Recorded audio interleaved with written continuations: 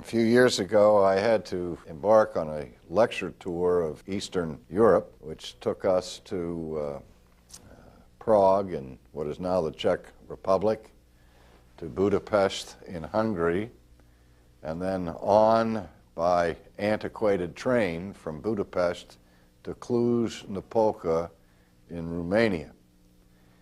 And when we crossed the border from Hungary into Romania, the train stopped, and there had to be a time for us to go through the customs check, and we had been warned that customs in Romania might be a very, very difficult procedure.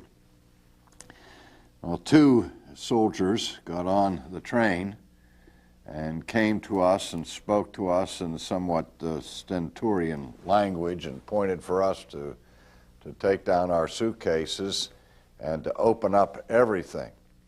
And just as we were about to do it, their boss came in, who was a great big burly guard, and he came up and asked for our passports, and we gave them our passports, showed them that they were American passports. And there were four of us there, Vest and I, and our friends of ours, the Ingrams.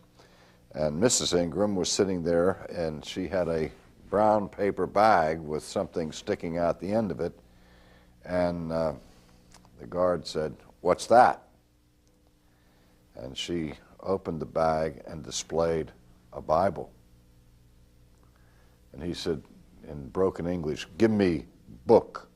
And he took it, starts leafing through it, and he looked at us and said, "You," he looked at me and he said, "You, no American."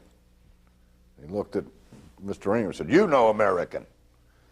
And we didn't know what in the world was going on. And he's saying that we weren't Americans. And I said, "Yes, look, we have our passports." He said, "No, you know American." And then he opened up and he said, points to this passage, he says, "Read this." And I read it, said, "We are citizens of the Commonwealth of Heaven." And he said, "See, I know Romanian, you know American, we are citizens of heaven." And he hugged us and he said to the guys, "These people are okay, they're Christians, let them go." And here in the providence of God, we encountered a Christian customs guard on the border of Romania and Hungary. Never forget that incident, because it communicated to us the flesh and blood reality of what is meant by the third characteristic of the church that we've looked at. The church is one holy Catholic, which means universal.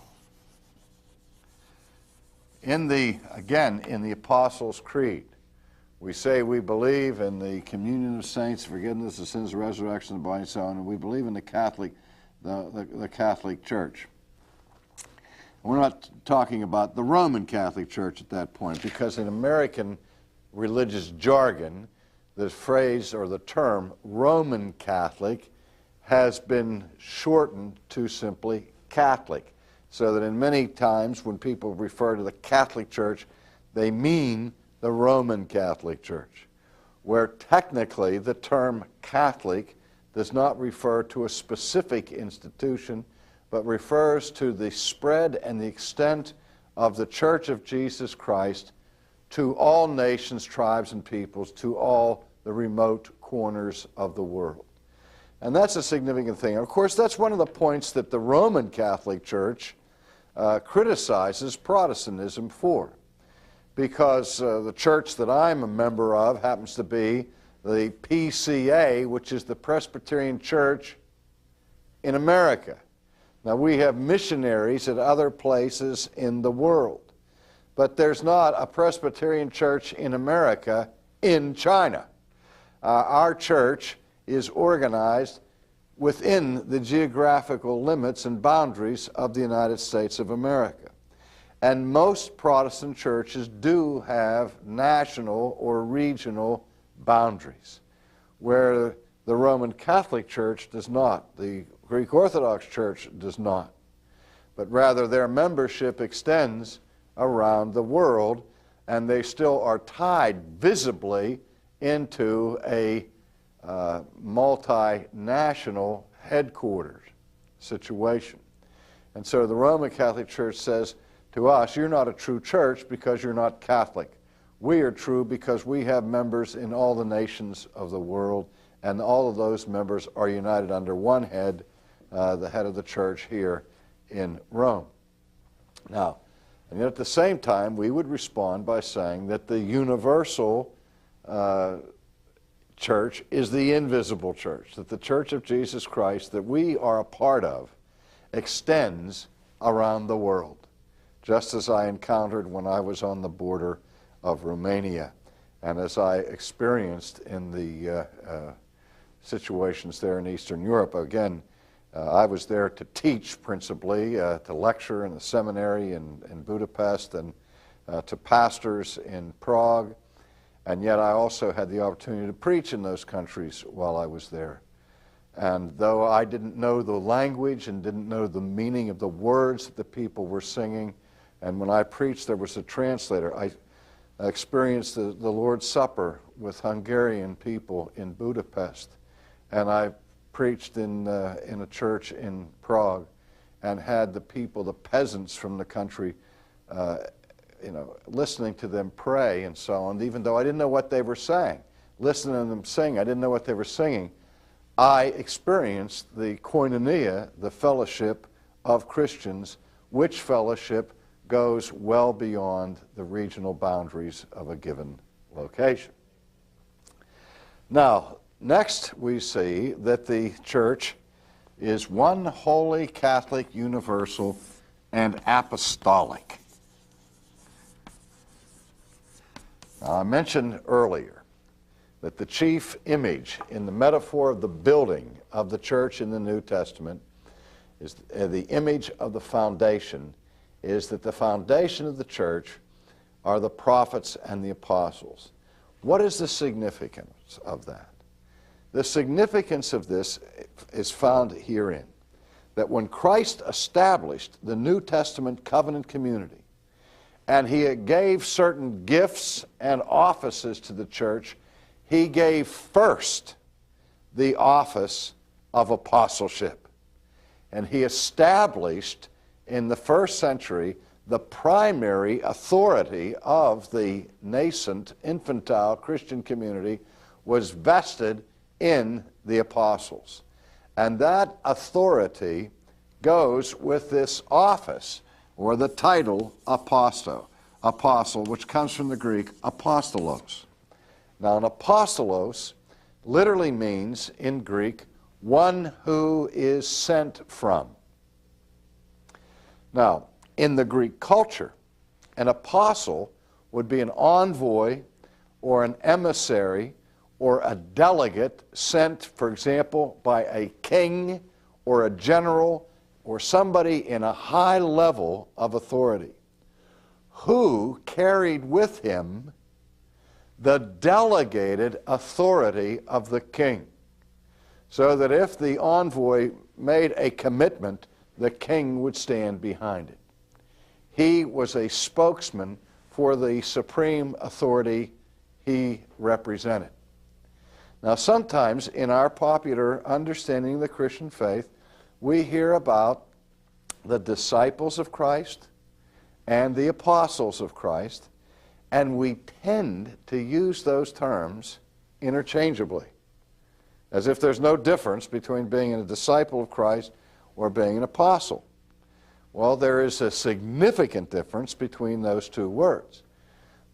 Now, with the exception of the Apostle Paul, all of the apostles in the New Testament were first disciples, but not all disciples became apostles. And Jesus had far many disciples than the 12. We remember at one point in his ministry, he sent 70 of his disciples out on a mission. And a disciple, the word mathetes in Greek, means student or learner. And the disciples were those who gathered around Jesus really to study in his rabbinic school. They called him rabbi. They followed him around and he would lecture to them, and they would memorize his teachings, and so on. And so they were his students. They were his pupils. Jesus was a teacher, and he had a little school, and his students were his disciples. That's where we get the word discipleship or discipline from in our own language. However,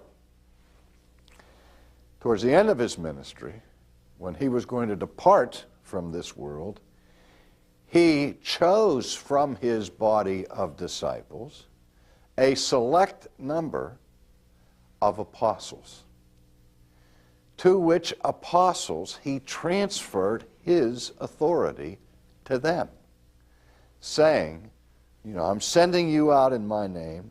Those who receive you, receive me. Those who reject you, reject me.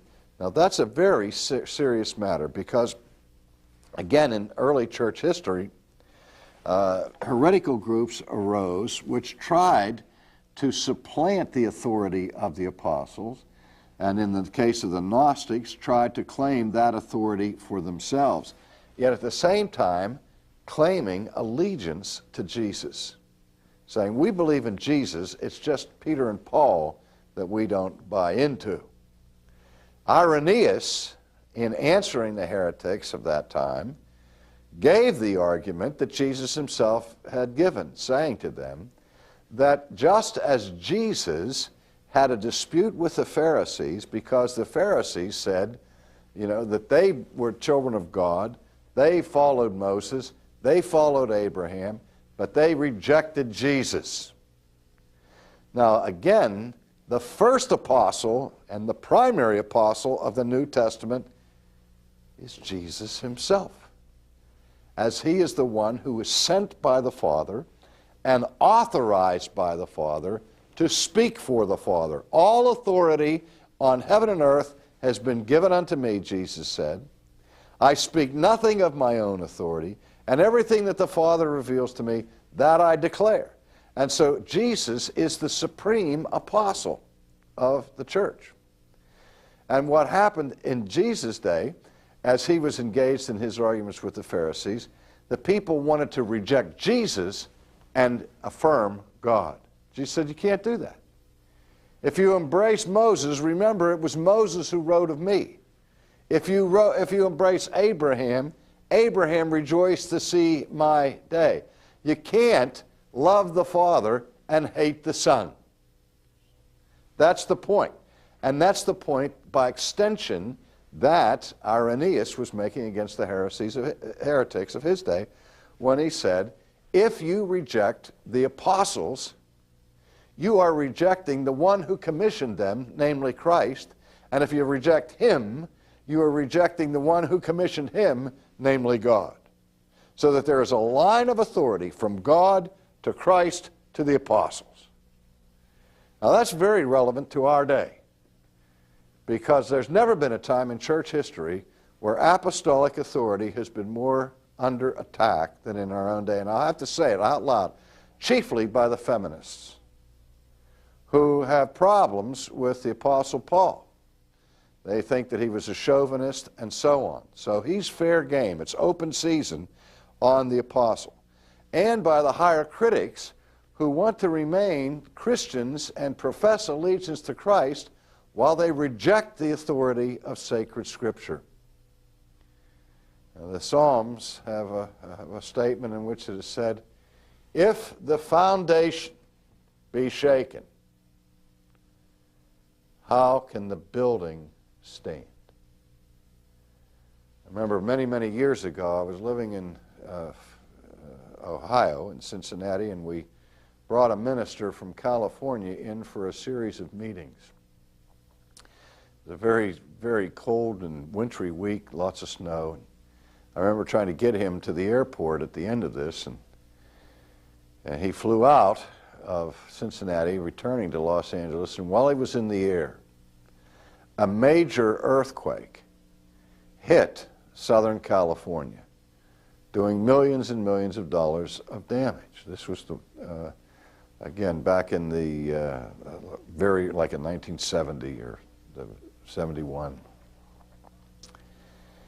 And I talked to him a little bit later, and I said, well, how did it go for your church? He said, well, at first, he said, the news was all good.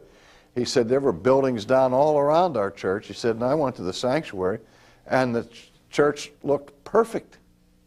There wasn't a window broken or anything. He said, but when they came in to assess the damage, they discovered that the foundation had shifted from under the building, and our building was condemned. We weren't allowed to meet in it because of the danger.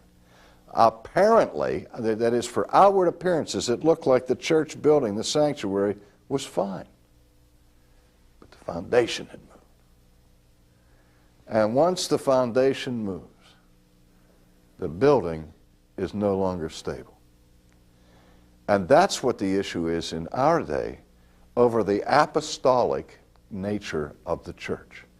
When people say the church has authority, but we reject the Bible, they are rejecting the church itself, because they're rejecting one of the four marks of the church, namely the apostolic character of the church. That's the foundation that Christ established.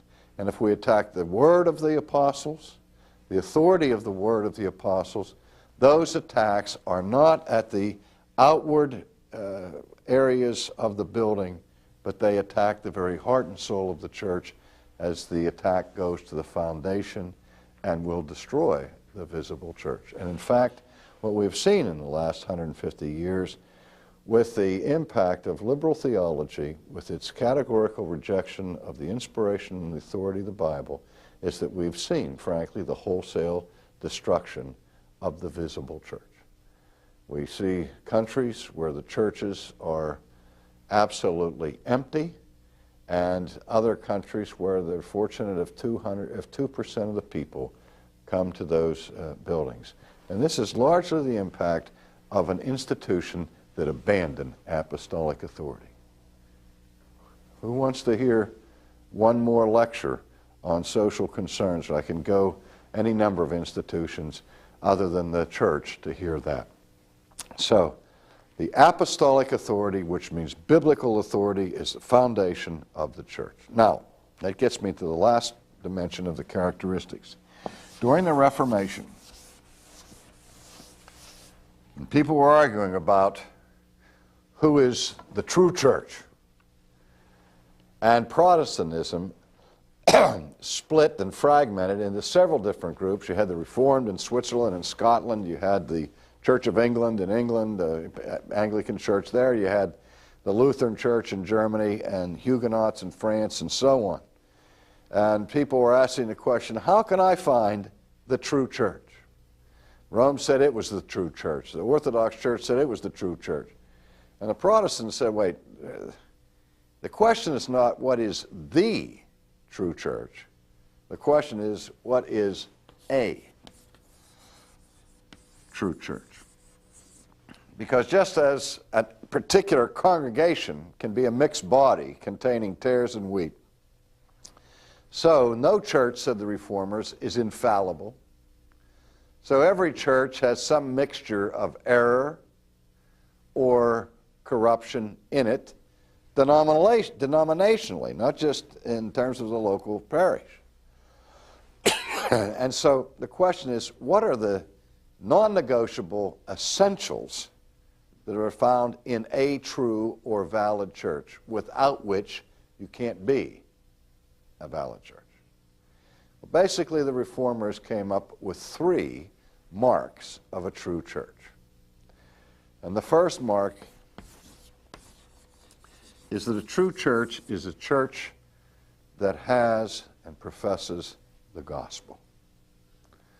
And that means in the whole gospel, so that if a church denies any essential point of the gospel, such as the deity of Christ, the atonement of Christ, justification by faith alone, those elements that make up the gospel, if the gospel is rejected, that institution is no longer a church. That's why the Reformers said that Rome has embraced the deity of Christ, the atonement of Christ, all those other things, but as long as she condemns sola fide, as long as she condemns justification by faith alone, according to the Reformers, Rome was denying the gospel, and by denying the gospel, she was no longer a church. Now, of course, Rome came back and said, well, the reformers are the ones who are distorting the gospel. Justification by faith is not the gospel, and so on. So they're not churches. But that's what that dispute was about. It was about the gospel. And the reformers say, you can't be a true church if the gospel is not held and proclaimed.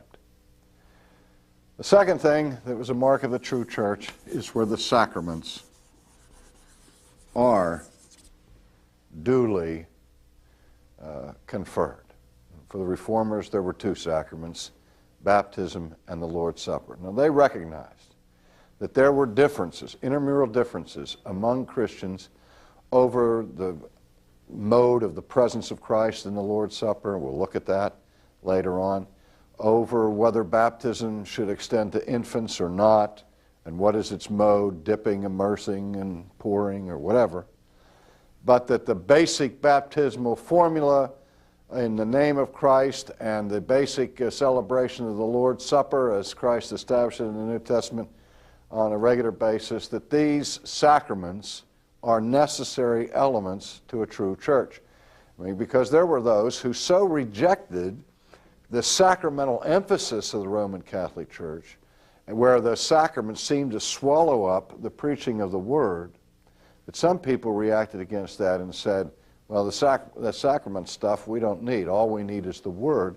And they wanted to create churches with the Bible without the sacraments.